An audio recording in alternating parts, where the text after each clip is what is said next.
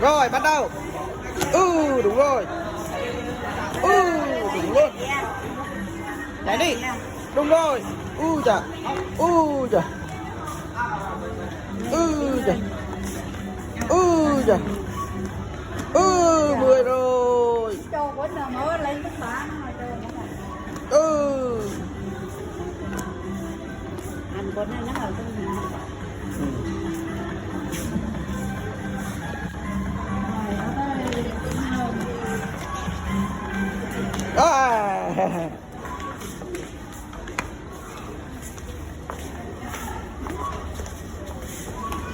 tù đó